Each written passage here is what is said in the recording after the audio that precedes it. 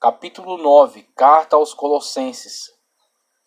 Colossos, 61 d.C. Apesar de não ser possível definir com total precisão a ordem em que foram escritas as cartas aos Colossenses e aos Filipenses e a carta pessoal a Filemon, temos evidências de que foram escritas no período da prisão em Roma. E no que diz respeito à carta aos Colossenses, J.D. Douglas, em seu O Novo Dicionário da Bíblia, página 242, editora Vida Nova, 2011, afirma como data mais provável para a redação desta carta o ano de 61 d.C. Identificamos características que muito se assemelham à dos Efésios, muito devido aos problemas que se manifestavam em tais igrejas, de certa forma serem semelhantes, principalmente por serem também endereçadas a igrejas que estavam próximas com relação à região e na mesma época. Aliás, toda aquela região foi alvo do trabalho e das preocupações de Paulo, mesmo não tendo pessoalmente interagido com estes irmãos.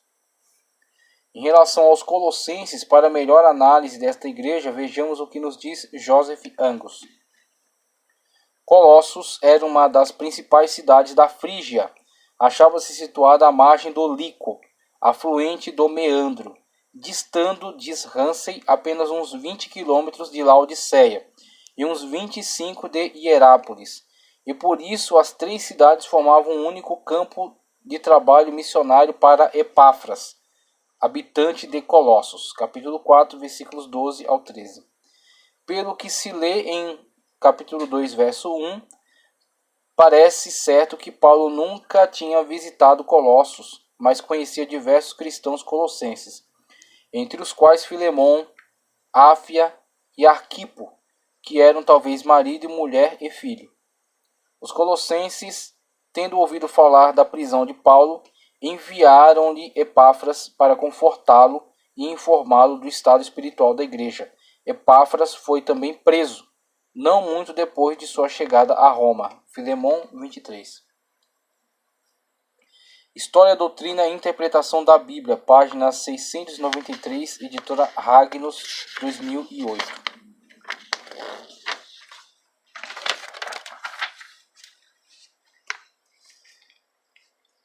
Dentre os temas elencados por Paulo nessa epístola está a refutação das ideias de falsos mestres, que falsos mestres estavam tentando difundir no meio daquela comunidade e que mais tarde viriam a contribuir com o gnosticismo, tal como a ideia de atribuir aos anjos tanto a criação, capítulo 1, versículo 16, como também a mediação entre Deus e os homens, capítulo 2, versículo 18. E entre outras coisas a luta contra judaizantes, o que não é de modo algum exclusivo a esta comunidade, que também enfrentava problemas com a propagação de ideias ascéticas, capítulo 2, verso 16, 3, verso 11, 18 e 19. Outra informação enriquecedora que encontramos nesta epístola trata da forma como os textos eram compartilhados na antiguidade, muito devido aos modos arcaicos de reprodução apenas por meio de cópia manuscrita, bem como as dificuldades com materiais e a necessidade de agilidade com relação à difusão dos ensinos a fim de preservar as comunidades com relação às doenças das heresias que se difundiam. Por isso pede o apóstolo: e quando esta epístola tiver sido lida entre vós, fazei que também o seja na igreja dos laodicenses, e a que veio de Laodiceia, lede a vós também. Colossenses 4, versículo 16. Esse texto nos fornece uma imagem muito viva acerca de como os textos do início de nossa era se movimentavam entre as diferentes comunidades, podendo ser reunidos numa coleção completa somente no século II. Ainda acerca desse versículo, alguns levantaram a hipótese de que a carta à Laodiceia mencionada tratava-se da carta a qual denominamos aos Efésios. E F. Bruce, em seu livro O Cânon das Escrituras, páginas 126 e 127, editora Ragnos, 2011, menciona que um herege do século II da nossa era, denominado Marcion, promulgou um cânon das Escrituras que excluía o Antigo Testamento, bem como todo o conteúdo que mencionasse o mesmo, restando somente um Evangelho de Lucas mutilado e as cartas paulinas também editadas pelo mesmo, de modo a excluir tudo que fizesse menção honrosa à Antiga Aliança. E neste cânone, Marcion elenca a carta aos Efésios com o nome de Carta aos Laodicenses, pensando assim que resolveria a questão da correspondência a ser trocada com os colossenses, mas tal hipótese não pode ser sustentada por falta de evidências decisivas.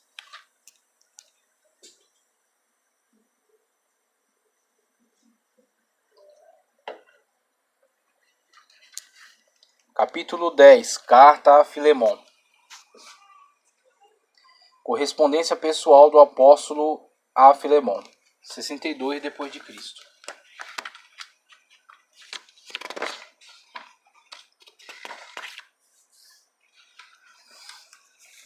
Esta pequena carta endereçada a Filemon está intimamente relacionada à carta aos Colossenses, pois é nesta carta, Colossenses 4, 9 e 17, que lemos sobre o envio de Tíquico, que estava responsável pela entrega dessas correspondências juntamente com Onésimo, citado no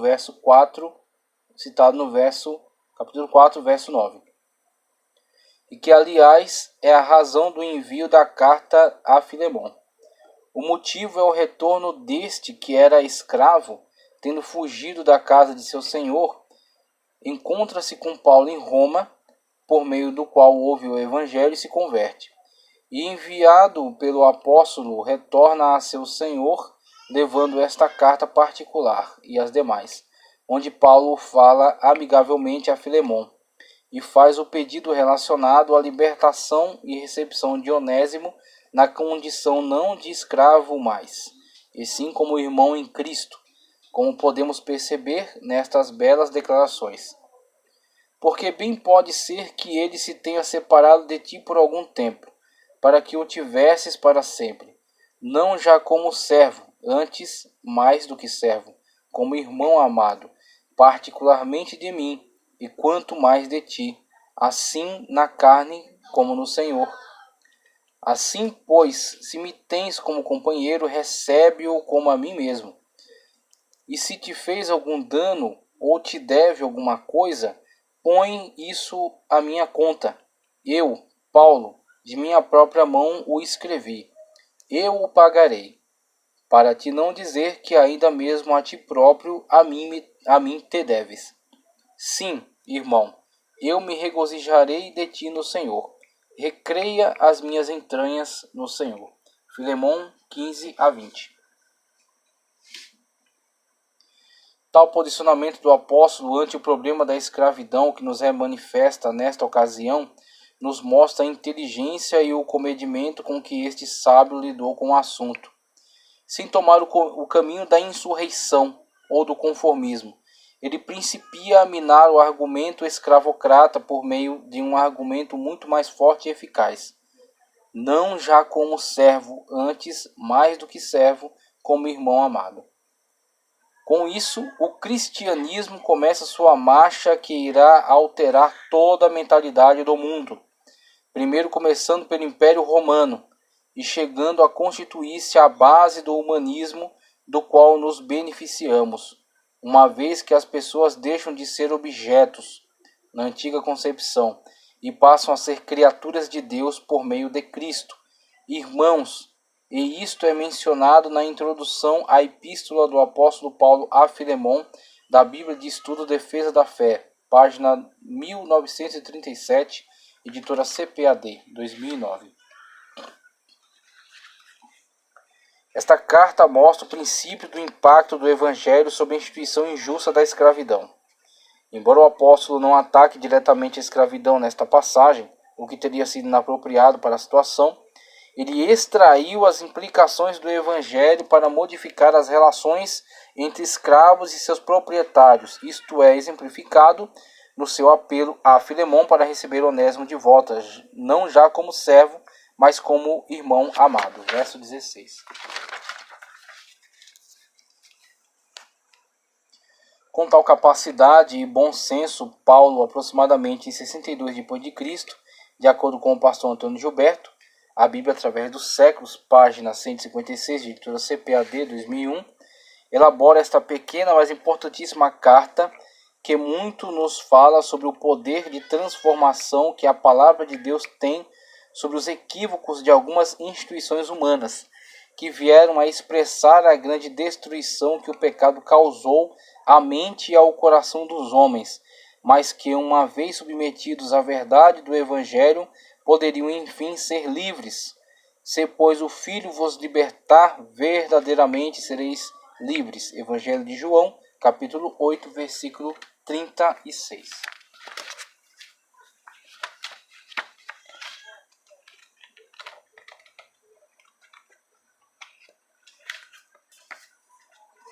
Capítulo 11, Carta aos Filipenses.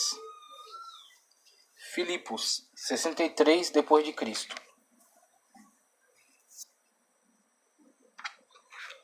Esta carta foi escrita por Paulo no período de sua prisão em Roma, de acordo com a Bíblia em ordem cronológica NVI, página 1235, editora Vida, 2003, no ano de 63 d.C., e conforme o pastor Antônio Gilberto, em A Bíblia através dos séculos, página 156, editora CPAD 2001. Foi escrito na mesma ocasião, mas em 62 d.C. Ainda foram levantadas outras possibilidades, conforme nos informa a nota introdutória da Bíblia de Estudo Arqueológica NVI, página 1925, editora Vida, 2013, tais como em Éfeso, entre 54 e 57 d.C., em Corinto, 50 d.C., em Cesareia, 58 a 60 d.C.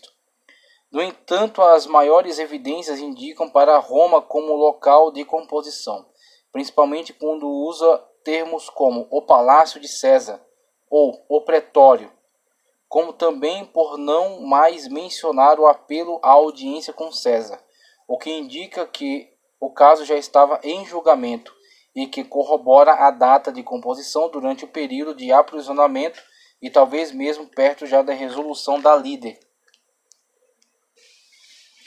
Esta pequena igreja foi fundamental para o ministério do apóstolo e podemos ser mais informados acerca dos aspectos importantes dessa cidade por meio da nota introdutória à Epístola aos Filipenses da Bíblia Tradução Ecumênica, TEB, página 2277, editora Loyola, 1994.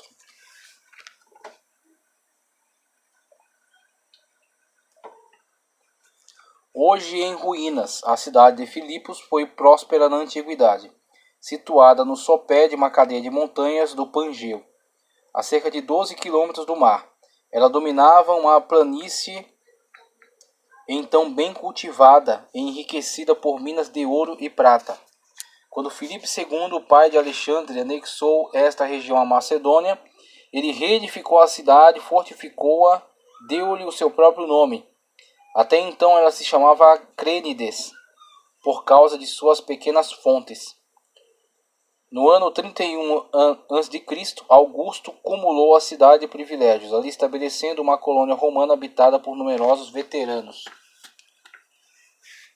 Paulo esteve lá por ocasião de sua segunda viagem missionária, em 49 ou 50 d.C., acompanhado de Silas, de Timóteo, sem dúvida também de Lucas, já que é neste lugar que começa Atos 16:10, a narrativa escrita na primeira pessoa do plural. Foi ali que pela primeira vez ele pregou o evangelho na Europa. Este foi o início da propagação do evangelho em terras europeias, é a primeira pessoa a aceitar a Cristo. Entre eles foi uma mulher, conforme nos descreve o Dr. Lucas em Atos 16, 14 ao 15. E uma certa mulher chamada Lídia, vendedora de púrpura da cidade de Tiatira, e que servia a Deus, nos ouvia, e o Senhor lhe abriu o coração para que estivesse atenta ao que Paulo dizia. E depois que foi batizada, ela e sua casa nos rogou, dizendo: se haveis julgado que eu seja fiel ao Senhor, entrai em minha casa e ficai ali, e nos constrangeu a isso. Este foi o modesto início de uma amada igreja, que veio a ser muito importante para o apóstolo e sua equipe, não somente pela aceitação ao chamado do Evangelho, mas também pelo intenso amor manifesto por muitas vezes em que esses irmãos se propuseram a enviar auxílio financeiro para sustento do apóstolo em suas necessidades na luta pela propagação do Evangelho, como ele mesmo declara em Filipenses 4, 14 a 19. Todavia fizeste bem em tomar parte na minha aflição, e bem sabeis também, ó Filipenses, que no princípio do Evangelho, quando parti da Macedônia, nenhuma igreja comunicou comigo com respeito a dar e a receber, senão vós somente. Porque também uma e outra vez me mandaste o necessário à Tessalônica. Não que procure dádivas, mas procuro fruto que cresça para a vossa conta. Mas bastante tenho recebido e tenho abundância, cheio estou, depois que recebi de Epafrodito, o que da vossa parte me foi enviado como cheiro de suavidade e sacrifício agradável e aprazível a Deus. O meu Deus, segundo as suas riquezas, suprirá todas as vossas necessidades em glória por Cristo Jesus. E este Epafrodito, que é mencionado no texto, é exatamente a pessoa pela qual foi enviada a ajuda que esta amada igreja encaminhou ao apóstolo durante o tempo de sua prisão.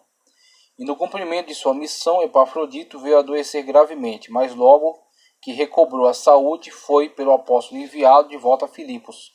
Filipenses 2, 24 ou 30. Antes mesmo do tempo que pretendia o manter junto a si, devido à grande preocupação da igreja com seu obreiro.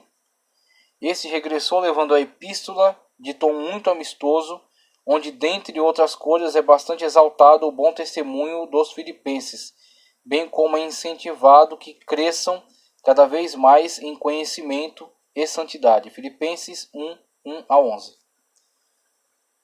Paulo se compromete a enviar-lhes Timóteo, Filipenses 2, 19. E também os adverte a se protegerem dos maus doutrinadores. Filipenses 3, 1 e também 4, 1.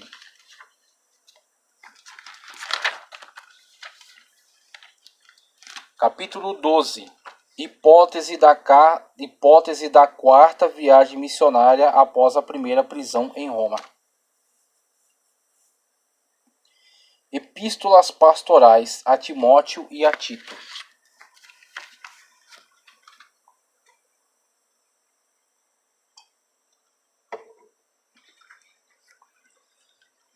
Nesta última sessão trataremos das cartas que foram endereçadas não a igrejas, mas sim a indivíduos que eram fiéis cooperadores de Paulo nessa importante missão de propagar o Evangelho por todo o mundo. São também os últimos conselhos registrados do apóstolo dos gentios. Mesmo que endereçadas a pessoas específicas, de modo algum perdem em interesse para a igreja e os cristãos da atualidade, uma vez que Paulo, nestas cartas, sem necessidade de fazer defesa de seu apostolado ou de mencionar minuciosamente os seus sofrimentos, uma vez que dirigia-se a irmãos amados que estavam junto com ele, empenhados nesta árdua batalha, tratou ele acerca dos temas fundamentais para estes cooperadores, enquanto representantes da autoridade do apóstolo nos lugares para os quais haviam sido enviados. Assim sendo, ao longo das 3 cartas observamos o zelo pela doutrina, o encorajamento na batalha contra os hereges e as heresias por eles pregadas nas igrejas, como também os muito preciosos aconselhamentos sobre o culto, a organização eclesiástica, as orientações quanto à vida cotidiana do rebanho, a fim de preservar sua comunhão no corpo de Cristo. São estes conselhos que fundamentam ou devem fundamentar o modus operandi daqueles que são comissionados a cuidar da Igreja de Cristo em todos os tempos.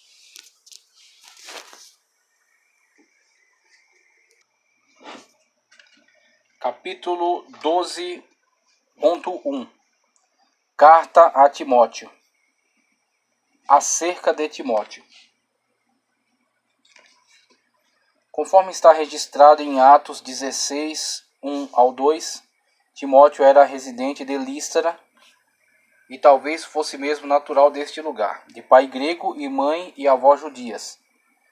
Foi desde cedo ensinado nas Sagradas Escrituras. A segunda carta de Paulo a Timóteo, capítulo 3, versículo 14. Seu caminho cruzou com o do apóstolo por ocasião da primeira viagem missionária deste, que passando pela cidade tomou conhecimento dele e tornou-se seu mentor, como Barnabé foi seu mentor anteriormente.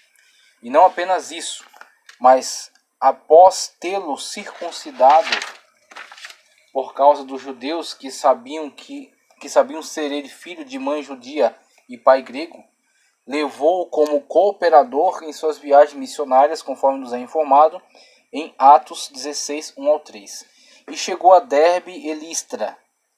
E eis que estava ali um certo discípulo por nome Timóteo, filho de uma judia, que era crente, mas de pai grego, do qual davam bom testemunho os irmãos que estavam em Listra e em Icônio.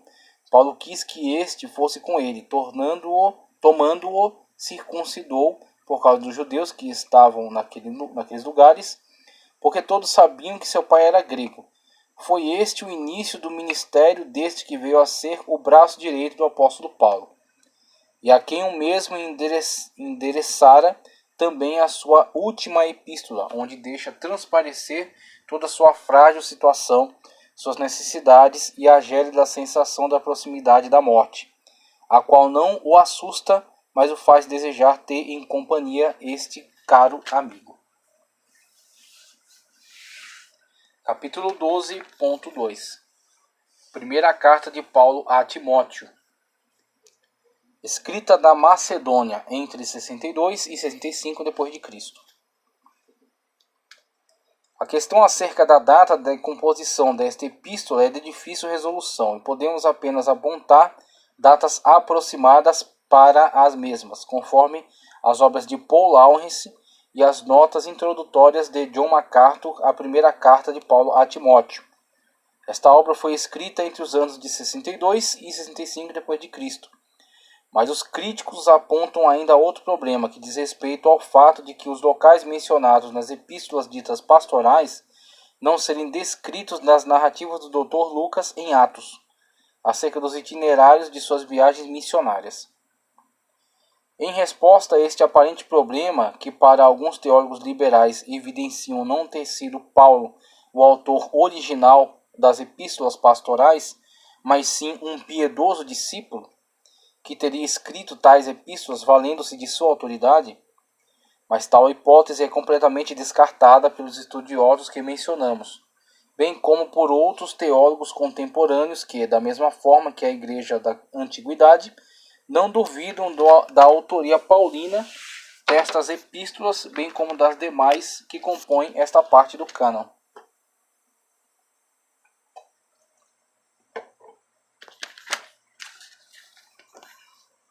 Produzimos um comentário de MacArthur extraído da nota introdutória à primeira carta de Paulo a Timóteo, da Bíblia de Estudo comentada por John MacArthur, página 1652, editora SBB 2010.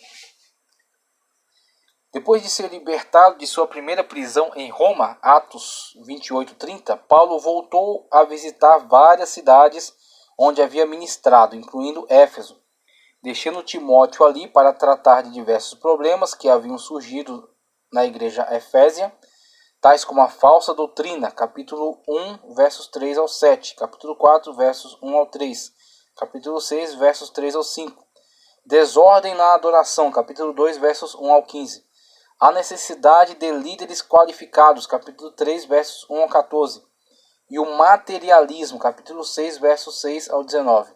Paulo seguiu para a Macedônia, de onde escreveu esta carta para Timóteo, e a fim de ajudá-lo a cumprir a sua tarefa na igreja. Capítulo 3, versos 14 e 15.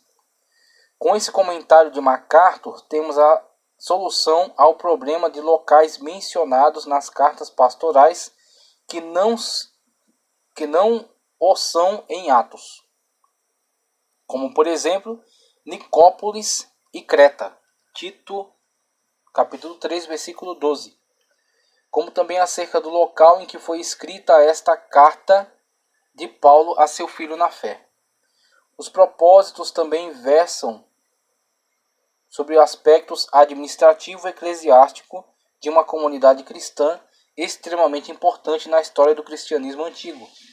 Esta comunidade de Éfeso, ao qual o apóstolo e seus cooperadores dedicam bastante atenção, e especialmente Timóteo, que é intensamente incentivado pelo apóstolo a militar com ele pela fé, este mandamento te dou, meu filho Timóteo, que, segundo as profecias que houve acerca de ti, milites por elas boa milícia. Primeira carta de Paulo a Timóteo, capítulo 1, versículo 18. Como também a não permitir que seu ministério fosse desprezado em virtude de sua pouca idade. Ninguém despreze a tua mocidade, mas ser o exemplo dos fiéis na palavra, no trato, no amor, no espírito, na fé, na pureza. Primeira carta de Paulo a Timóteo, capítulo 4, versículo 12. E por certo, o jovem pastor muito precisava desses preciosos conselhos e incentivos para exercer seu ministério neste importante centro do cristianismo, que também será um importante centro de atuação daquele que se identifica em suas epístolas como o presbítero ou ancião, o apóstolo João, que, conforme nos é informado por Eusébio de Cesareia em seu livro História Eclesiástica, página 155, capítulo 31, verso 3, editora Paulus, 2000, nessa cidade exerceu seu brilhante ministério até o fim em que faleceu, até o tempo em que faleceu. Capítulo 13. Carta a Tito. Acerca de Tito.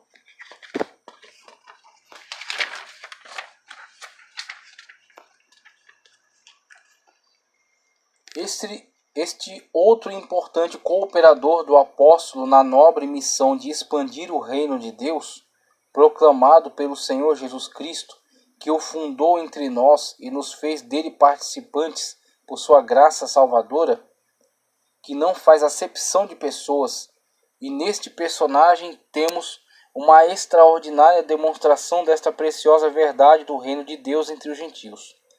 Com certeza a característica mais marcante do apostolado de Paulo na defesa de tal verdade, por muitas vezes chegou mesmo a expor perigosamente sua vida, mas em momento algum retrocedeu em sua defesa resignada desta certeza de que Cristo é para todos e não apenas para os circuncisos.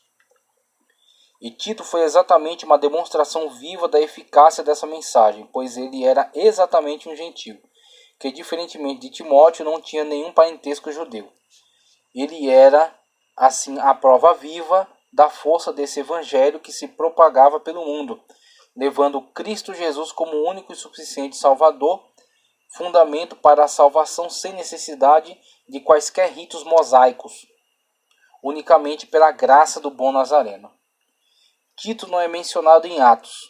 Tomamos conhecimento deste importante auxiliar de Paulo por meio de menções que ele fez em cartas como em Gálatas 2:3, mas nem ainda Tito, que estava comigo, sendo grego, foi constrangido a circuncidar-se. Com essa menção sabemos assim que ele era de origem grega, e como também que não foi constrangido a cumprir com ritos mosaicos, tornando-se ele uma prova viva da eficácia da pregação do evangelho aos gentios e da salvação somente pela graça de Cristo Jesus. Este grande homem de Deus acompanhou a Paulo e Barnabé na defesa do evangelho que estavam proclamando perante a igreja e os apóstolos que estavam em Jerusalém, e por este foi enviado em muitas missões importantes, com muitas recomendações acerca da confiança de que gozava junto ao homem de Deus, bem como foi uma peça importante na defesa do apostolado deste, diante da problemática igreja de Corinto, sendo mesmo o portador da segunda carta e muito bem sucedido na cooperação junto aos irmãos em auxílio ao apóstolo Paulo.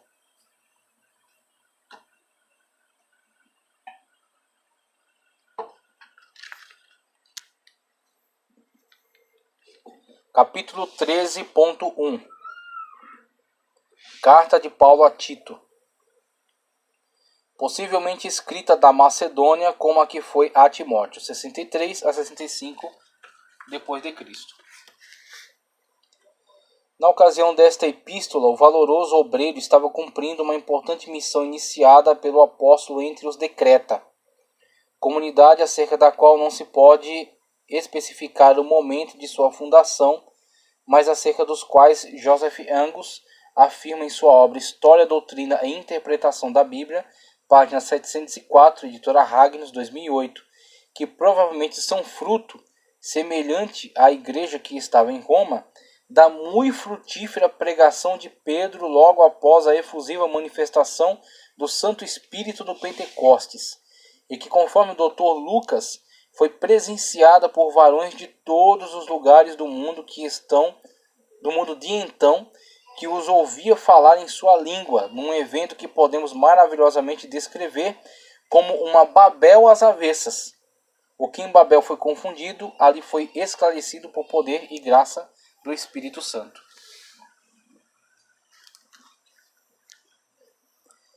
Paulo dá início a esta importante e difícil obra nesta ilha, outrora famosa por seu código de leis, mas que atualmente gozava de má reputação pela degradação de seus costumes, o que é denunciado por um poeta pátrio chamado Epimênides. Um deles, seu próprio profeta, disse: os cretenses são sempre mentirosos, bestas ruins, ventres preguiçosos. Tito 1:12.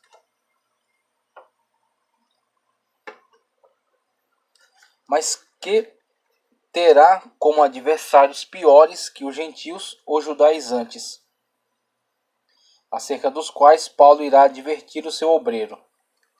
Mas não entre em questões loucas, genealogias e contendas, e nos debates acerca da lei, porque são coisas inúteis e vãs. Tito 3:9. Uma vez que será Tito quem arduamente trabalhará a fim de estabelecer o corpo eclesiástico nessa nascente comunidade cristã, por esta causa te deixei em Creta, para que pusesses em boa ordem as coisas que ainda restam, e de cidade em cidade estabeleças presbíteros, como já o mandei. Tito 1:5. Uma vez que era impossível para Paulo permanecer lá ante outras urgências, mas em Tito o apóstolo tinha alguém em quem pudesse confiar tal peso de responsabilidade. No que diz respeito à datação dessa epístola, encontramos-nos diante da impossibilidade de demarcar data exata, mas a partir de indícios apresentados podemos chegar não somente a uma data aproximada, mas, como já mencionamos mais acima, a um melhor esclarecimento sobre fatos que são mencionados nas narrativas, sobre fatos que não são mencionados nas narrativas de Atos, mas que a partir das evidências textuais podem se inferir e nos fazer compreender melhor outros acontecimentos na vida do apóstolo Paulo. Em Tito 3:12, Paulo, em comunicação com seu cooperador, faz planos acerca de eventos que não nos são informados em Atos. Quando te enviar Ártemas ou Tíquico, procura vir ter comigo a Nicópolis, porque deliberei invernar ali. E isto, por certo, já nos foi afirmado por Macarto, nos esclarece sobre outros itinerários de Paulo após os eventos relacionados à primeira prisão, e que serão sucedidos por outros tais como a segunda prisão e o martírio, com relação ao qual não teremos a descrição, mas somente o prognóstico que o apóstolo fará em sua última epístola, da qual logo falaremos. Diante de tais evidências, Paul Laurence nos indica as datas de 63 e 65 d.C. para a confecção da epístola, juntamente com a primeira de Timóteo.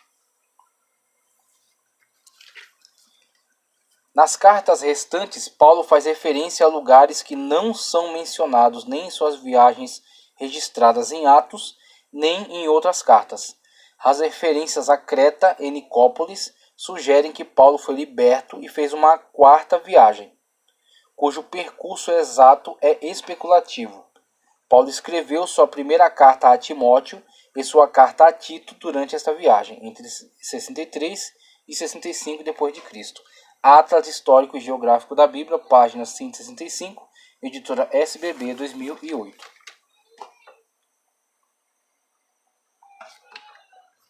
O pastor Antônio Gilberto concorda com a data de 65 depois de Cristo, em sua obra A Bíblia através dos séculos, página 157, editora CPAD, 2001. Data que combina com a atividade exercida pelo apóstolo após a sua primeira prisão e a ocasião em que, estando na Macedônia, escreve esta carta a seu cooperador, planejando mais tarde o encontrar em Nicópolis, de onde alguns acreditam que Tito o acompanhará na viagem que terminará com a prisão definitiva do apóstolo. Por certo, a obra de Tito foi extremamente complexa e importante nesta ilha, tanto com relação ao combate intenso contra as heresias judaicas, quanto em organizar um forte corpo eclesiástico em conformidade ao que foi ordenado pelo apóstolo, bem como em orientar aos cristãos, em geral, em seu comportamento, o que com certeza refletiu não somente em sua vida religiosa, mas por certo também influenciou positivamente o comportamento cívico naquela população que achava-se já em processo de degradação moral. Mas que não permaneceriam nesta condição aqueles que atentassem aos preciosos ensinos aos quais o apóstolo orientava seu obreiro a desenvolver entre os cretenses. Admoesta-os a que se sujeitem aos principados e potestades, e lhes obedeçam e estejam preparados para toda boa obra.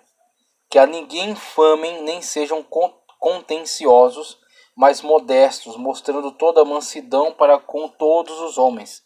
Porque também nós éramos no outro tempo insensatos, desobedientes, extraviados, servindo a várias concupiscências e deleites, vivendo em malícia e inveja, odiosos, odiando-nos uns aos outros. Mas quando apareceu a benignidade e amor de Deus, nosso Salvador, para com os homens, não pelas obras de justiça que houvéssemos feito, mas segundo a sua misericórdia, nos salvou pela lavagem da regeneração e da renovação do Espírito Santo. Tito, capítulo 3, versículos 1 ao 5.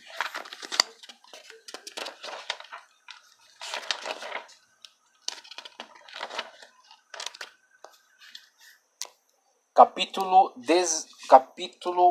14. Capítulo 14. Segunda carta de Paulo a Timóteo. Escrita durante o segundo aprisionamento, pouco antes do martírio, 66 ou 67 depois de Cristo. A última carta do apóstolo Paulo.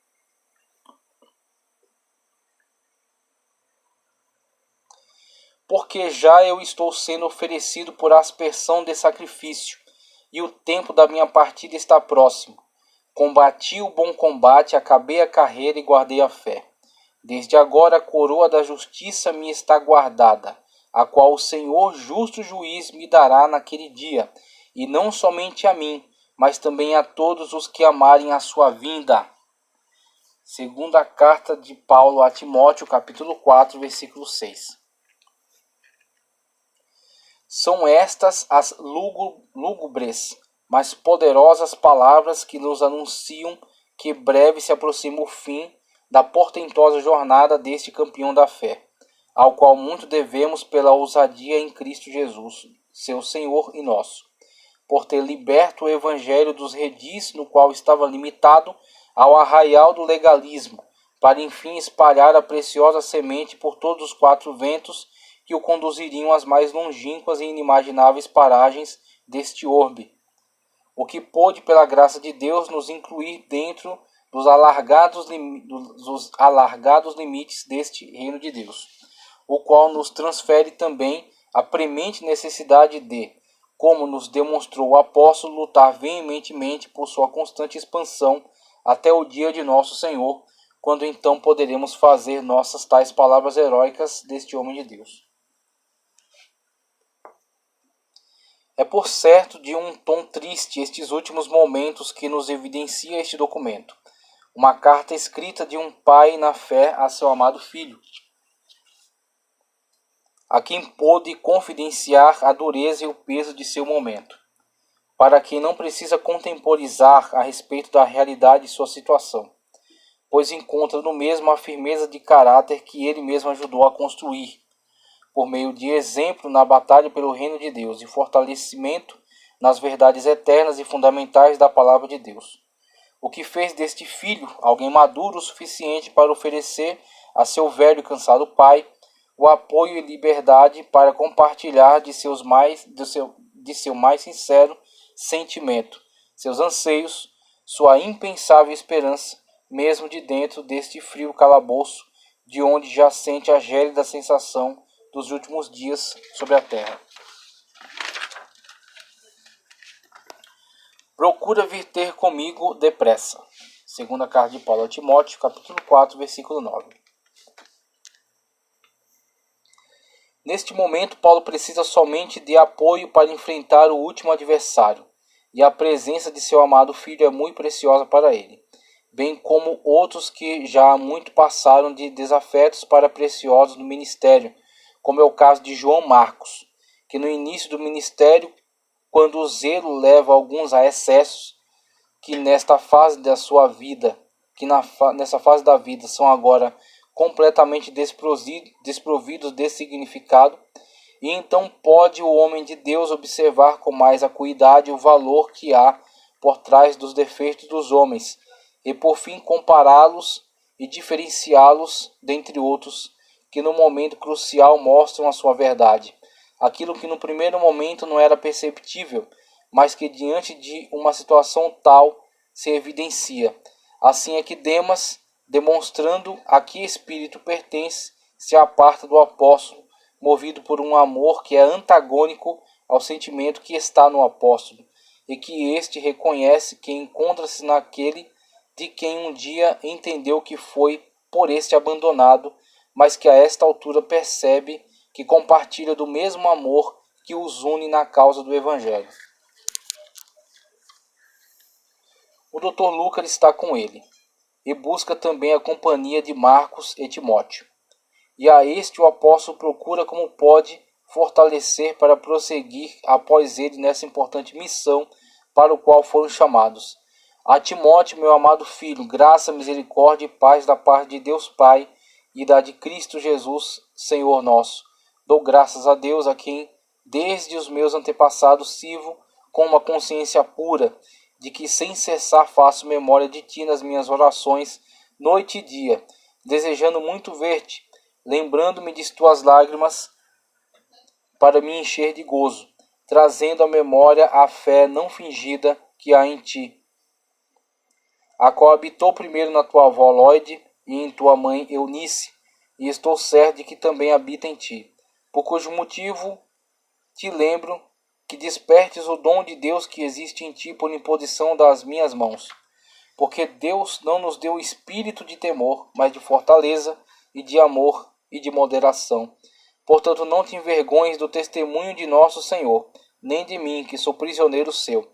Antes participa das aflições do Evangelho segundo o poder de Deus, que nos salvou e chamou com uma santa vocação, não segundo as nossas obras, mas segundo o seu propósito e graça que nos foi dada em Cristo Jesus, antes dos tempos dos séculos. Segunda carta de Paulo a Timóteo, capítulo 1, versículos 2 ao 9.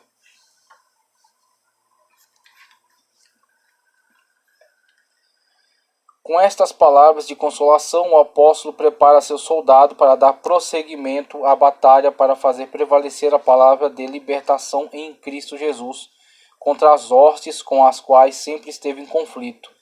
E sabe que mesmo chegando a sua hora de encerrar a marcha, outros já têm sido levantados pelo general de guerra para continuarem após ele. Mas é inegável que, neste momento, o único sentimento que muito se patenteia é o imenso pesar por tão pesada baixa que significou o encerramento e o futuro martírio deste grande homem de Deus, que no cumprimento de seu chamado foi apanhado pelas agitações que se intensificavam no Império Romano, que estava sob a égide de Nero nesta época, e que apesar de uma primeira libertação pouco tempo depois, muda radicalmente o quadro da situação após graves acontecimentos, conforme nos descreve Merrill C. Tenney em seu livro Tempos do Novo Testamento, página 307, editora CPAD, 2010. Uma vez que as epístolas pastorais indicavam viagens próximas ao fim da carreira de Paulo, as quais não se encaixam nos seus itinerários anteriores à viagem a Roma, parece provável uma libertação após a primeira audiência e um intervalo de alguns anos antes de sua prisão final. Seu encarceramento e sua morte. Paulo faz referência a uma primeira defesa, em uma ocasião em que seus companheiros o abandonaram, mas que felizmente terminou com Paulo livre da boca do leão. Segunda carta de Paulo a Timóteo, capítulo 4, versículos 16 e 17. A consequência da libertação foi uma intensificação de sua pregação entre os gentios, versículo 17. Talvez ele tivesse podido conduzir um ministério sem restrições durante alguns anos, mas foi preso como um perigoso líder dos cristãos quando estes se tornaram suspeitos depois do incêndio de 64 d.C. em Roma.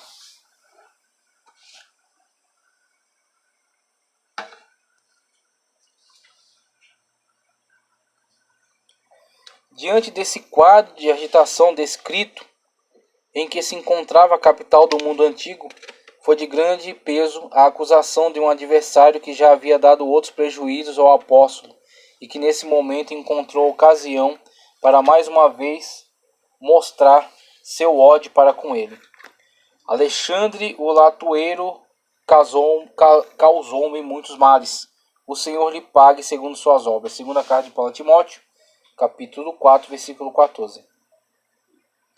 A respeito do qual o apóstolo orienta que também seu discípulo se resguarde, pois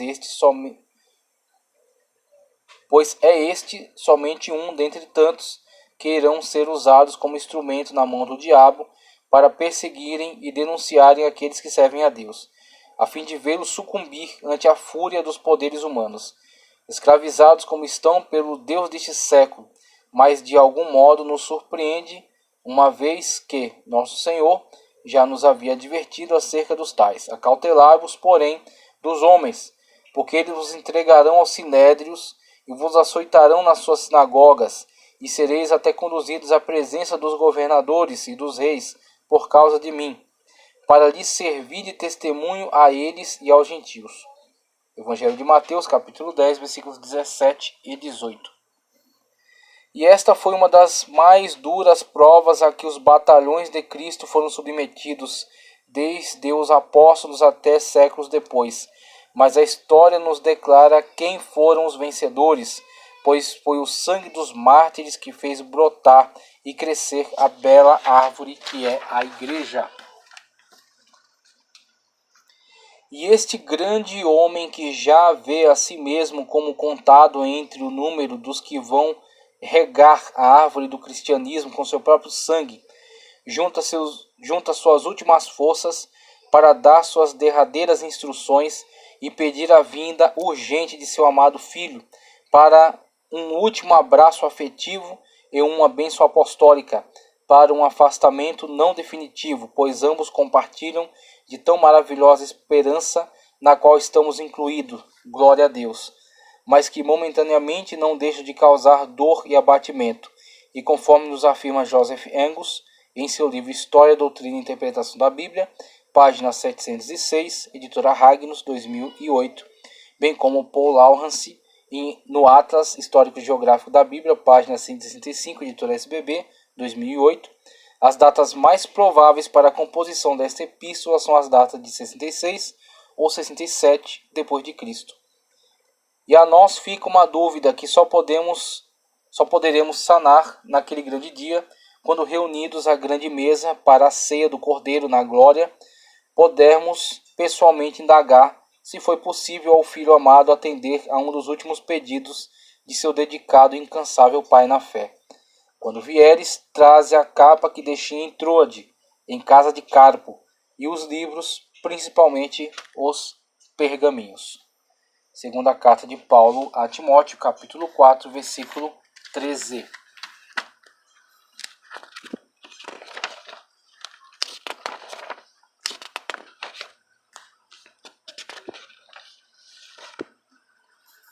As cartas de Paulo e o cânon neotestamentário.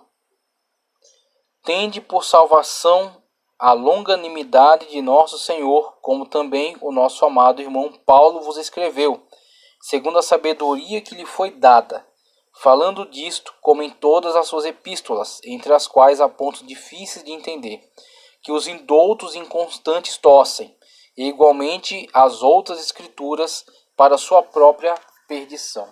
Segunda carta de Pedro, capítulo 3, versículos 15 ao 16. Qual o real valor das escrituras do apóstolo Paulo em relação a toda a obra neotestamentária? É por certo inestimável seu valor de cunho doutrinário, enquanto subsídio indispensável para se entender o complexo mistério da salvação unicamente pela graça de Cristo Jesus. E a respeito disso, o apóstolo Pedro faz menção quando trata do tema, afirmando que o amado irmão Paulo, acerca disso em suas epístolas que, aliás, alcançam um nível de profundidade tal em seu desenvolvimento do tema que leva o apóstolo a admitir certa dificuldade em acompanhar a complexidade de seu pensamento, o que torna algumas passagens difíceis de entender, mas não impossíveis. Por isso atribui as distorções interpretativas à mera incapacidade ou má intenção mesmo dos indoutos e ignorantes, que distorcem não somente os escritos paulinos, mas outras tantas escrituras que considerarem úteis à sua manipulação para motivos escusos. É, na verdade, interessante observar o apóstolo Pedro declarar que estes indoutos e ignorantes operam a distorção destas e de outras escrituras. Com isso, declarando que estas escrituras, ou seja, as cartas do apóstolo Paulo, podem e devem ser reputadas na categoria de escrituras, tão importantes e inspiradas como as outras, dentre as quais podemos incluir as escrituras sagradas da antiga aliança e as coleções que já tratavam em preservar as palavras proferidas pelo Senhor Jesus Cristo, ou seja, as primeiras coleções dos evangelhos. Como já esclarecemos ao longo desta obra, o impulso inicial dos comissionados foi, e não poderia ser de outra maneira, pregar o evangelho a toda criatura. Mas necessariamente chegou o momento em que os apóstolos e seus fiéis discípulos tiveram que se empenhar na árdua tarefa de registro dos testemunhos fiéis acerca da verdade, a fim de se constituírem em prova final contra as tergiversações dos hereges que se empenhavam em contaminar a pureza da doutrina cristã com seus ensinos espúrios.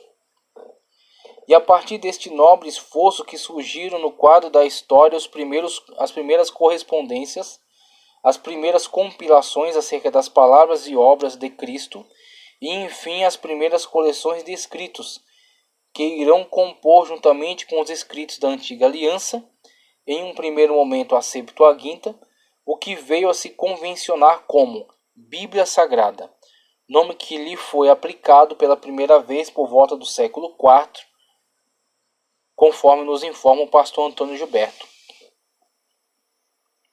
É consenso geral entre os doutores no assunto que o nome Bíblia foi primeiramente aplicado às Sagradas Escrituras por João Crisóstomo, patriarca de Constantinopla, século IV. A Bíblia através dos séculos, página 18, editora CPAD, 2001. E para a composição desta importante coleção de livros, repositório das palavras de salvação para toda a humanidade, desempenhou um papel fundamental a coleção das cartas do apóstolo Paulo, que ainda, conforme o pastor Antônio Gilberto, foram escritas entre 52 e 67 d.C., o que perfazem um total de 15 anos de atividade literária. Mas se levarmos em consideração a hipótese da carta aos Gálatas como a primeira epístola neotestamentária, conforme afirma Paul Lawrence, teremos que admitir a data de 48 a 49 d.C. para o início da atividade epistolar do apóstolo, o que elevaria a 19 os anos em que trabalhou para produzir as 13 cartas. que constam em nossas Bíblias, organizadas não por um critério cronológico, e sim por ordem de tamanho, da maior, que é Romanos, 16 capítulos, que aliás iguala em número de capítulos a 1 de Coríntios, mas a antecede para que a primeira e a segunda de Coríntios, que dispõe de 13 capítulos, estejam unidas. E finaliza com o bilhete pessoal a Filemon, com apenas um capítulo, composto de 25 versículos, considerando um padrão cronológico aproximado e levando em consideração a hipótese apresentada da carta aos Gálatas como primeira carta, teríamos uma evolução epistolar com a mencionada carta aos Gálatas sendo redigida por volta de 48, 49 d.C., logo após a primeira viagem pela região denominada Província Romana da Galácia, o que fora o foco de intensa tentativa de judaização por parte dos judeus que estavam dentro da igreja. A seguir temos a carta aos Tessalonicenses em 51 d.C., como fruto da necessidade de maiores informações aos crentes tessalônicos, alvo da segunda campanha missionária do apóstolo, e aos quais não pôde empregar mais tempo de pastoreio devido à intensa perseguição que sofrera, mas aos quais não abandonou, conforme percebemos em suas cartas. Seguido a estes, podemos nos informar, por meio da excelente obra historiográfica do Dr. Lucas, acerca dos itinerários do apóstolo, que o levou, por exemplo, à grande metrópole de Corinto, para os quais escreveu 2 cartas por volta de 56 d.C., quando já estava envolvido em sua terceira viagem missionária. Após isso, agora novamente instalado na igreja coríntia, Paulo, com o auxílio de um amanuense, redige a pérola teológica do Novo Testamento, que é a carta aos Romanos, por volta de 58 d.C., e que é riquíssima em conteúdo doutrinário, e discute como em nenhum outro lugar bases para a afirmação da salvação unicamente pela fé, a expressão máxima da manifestação da graça divina. Passados estes fatos, somos novamente inteirados pelo Dr. Lucas acerca dos caminhos percorridos pelo apóstolo, que iriam dar em Jerusalém e depois em Roma, como pretendia, mas talvez não da forma como desejasse, pois é como prisioneiro que Paulo enfim aporta a capital do mundo, para enfim cumprir a promessa de ir ter com estes tão estimados irmãos em Cristo. Mas isso não impediu que o apóstolo continuasse a produzir, sob inspiração do Santo Espírito, o conteúdo tão importante que alimentou a igreja de sua época e permanece com a mesma autoridade para nós. Assim, da prisão entre 62 e 63 d.C., aproximadamente, o apóstolo envia carta aos Efésios, aos Colossenses, aos Filipenses e um bilhete pessoal, mas não menos importante e inspirado, a Filemon, para tratar da situação de um escravo seu fugido, mas agora encontrado e muito estimado, que leva o apóstolo a por ele interceder junto a seu Senhor por direito humano, mas não divino, perante o qual ambos são, na verdade, irmãos, como assim demonstra o apóstolo. Nesse trecho temos uma questão extraordinariamente importante no entendimento da colossal obra missionária de Paulo. A narrativa do competente historiador do Novo Testamento nos silencia quanto ao martírio do apóstolo e também não nos informa em sua descrição itinerária acerca das cidades que são citadas nas chamadas cartas pastorais, enviadas a Tito e a Timóteo, importantes cooperadores na obra do apóstolo e que foram por ele designados a zelar pela obra em locais como a ilha de Creta, que aliás não é mencionada nas viagens de Paulo conforme Lucas as descreve, bem como locais como Nicópolis, também mencionados pelo apóstolo. E a melhor solução apresentada pelos estudiosos é o entendimento de que após os fatos abordados por Lucas em Atos, temos uma posterior libertação de Paulo do tribunal romano, tal como ele mesmo descreve a seu filho na fé Timóteo, quando diz que foi livrado da boca do leão, conforme 2ª carta de Paulo a Timóteo, capítulo 4, versículo 17. E o que nos leva a entender que o apóstolo teve a grata oportunidade de empreender uma 4ª viagem missionária, que infelizmente não foi descrita pelo Dr. Lucas, e da qual não nos resta outros indícios, com as citações de cidades que não constam nos itinerários lucanos e por meio das quais inferimos a sua quarta campanha, durante a qual redigiu a carta ao seu cooperador Tito em Creta, por volta de 63 a 65 d.C.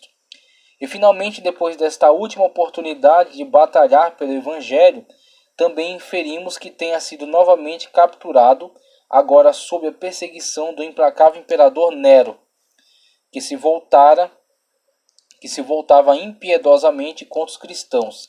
E sob tal déspota podemos entender que Paulo tenha sido enfim aprisionado, o que o levou a escrever a seu amado filho em tom lúgubre de despedida e pedido para que urgentemente venha ter com seu velho e cansado pai.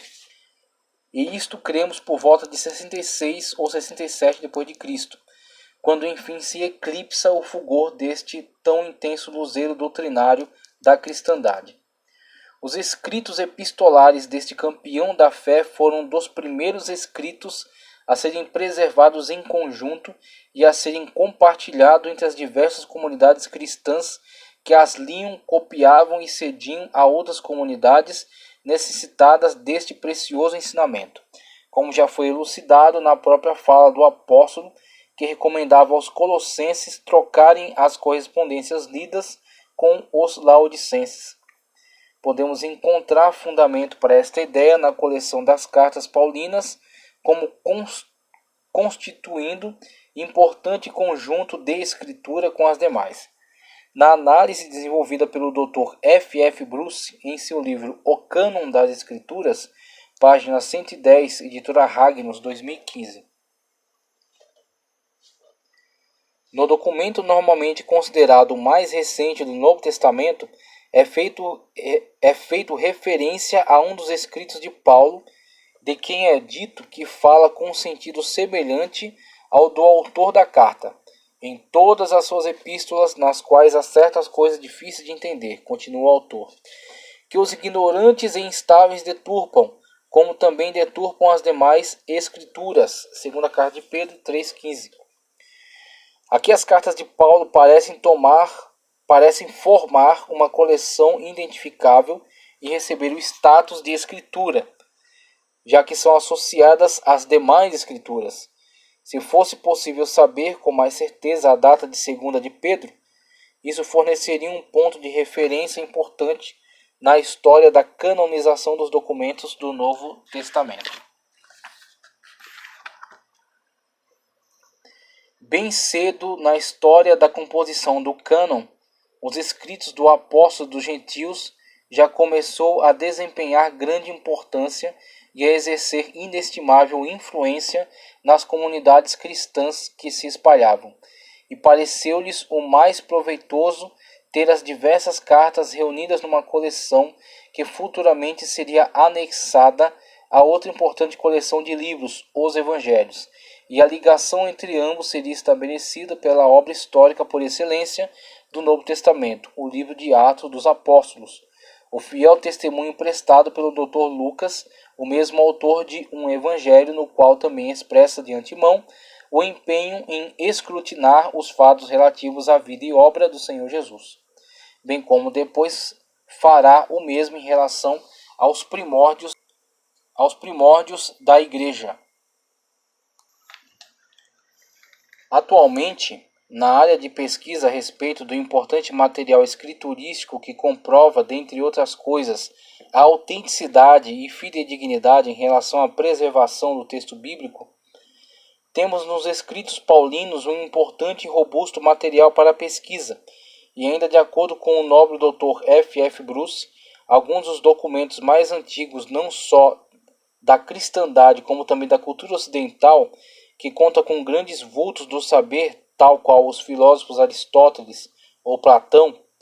Todavia é grande a distância entre a quantidade e a qualidade de preservação entre os textos preservados destes autores, na verdade as cópias mais antigas de que se pode ter acerca dos escritos originais destes que foram perdidos, e as cópias dos escritos neotestamentários, e em especial da coleção das cartas paulinas, tal como nos descreve.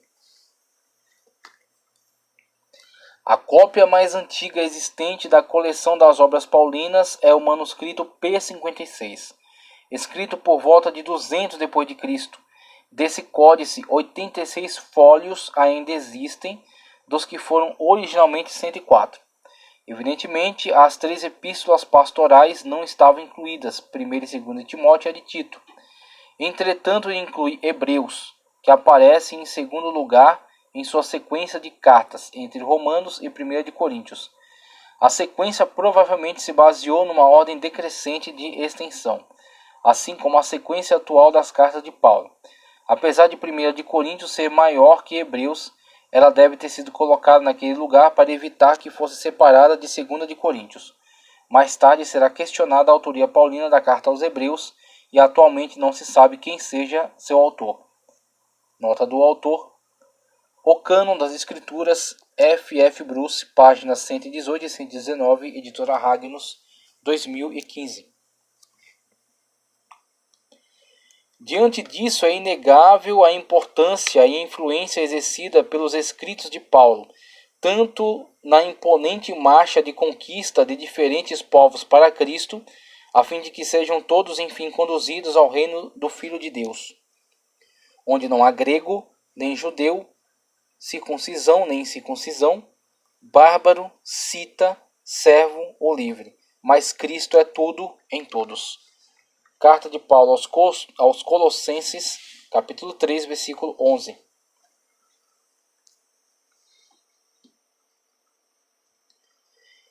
E onde nós também nos encontramos, uma vez que se tornou evidente aquela verdade que abalou definitivamente a vida do monge de Wittenberg. E como uma torrente avassaladora e purificadora varreu toda a sujeira depositada há milênios e que já houvera soterrado debaixo de suas mais esdrúxulas heresias as verdades mais profundas das palavras que Deus veio a pronunciar, valendo-se da boca deste profeta de Tarso, e que libertaram almas e continuam a libertar desde o século XVI com a poderosa reforma protestante, iniciada por Lutero, e continuada por todos aqueles que estão comprometidos com a essência da palavra de Deus e são impulsionados por essa verdade fundamental. Porque nele se descobre a justiça de Deus de fé em fé, como está escrito, mas o justo viverá da fé.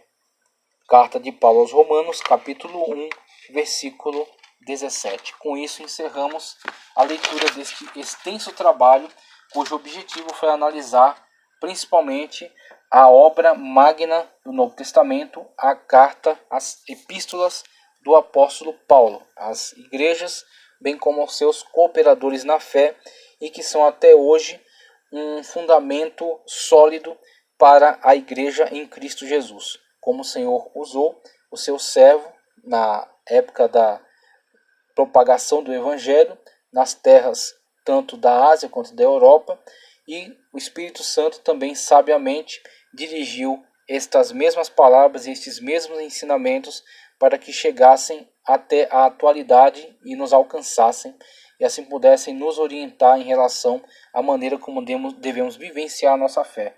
Assim nós temos, em todo esse conjunto de estudos de introdução ao Novo Testamento, uma análise acerca desses campeões da fé que foram levantados pelo nosso Senhor. Evangelista Mateus, Marcos, auxiliando Pedro conforme a tradição, Lucas, auxiliar de Paulo, compositor do Evangelho e de Atos, livro histórico, Novo Testamento, o apóstolo Paulo, levantado pelo Senhor Jesus Cristo como apóstolo dos gentios, autor dessas 13 epístolas, a sua extensa obra, a análise que fizemos acerca dela, Pedro, João, Judas, meu irmão do Senhor, bem como Tiago, que também foi líder da igreja, e temos então esta grande referência para todos nós, né? Que nós possamos analisar de forma séria e cada vez mais aprofundada este importante tesouro que nos foi legado, o Novo Testamento, o Antigo Testamento, a Bíblia Sagrada. Agradeço a você por ter continuado conosco durante toda essa aula. peço para que você curta o vídeo, compartilhe, inscreva-se no canal. Já alcançamos aí o número de 2.240 inscritos, graças a Deus e à vossa colaboração conosco. Que o Senhor continue abençoando poderosamente a sua vida, em nome do Senhor Jesus Cristo.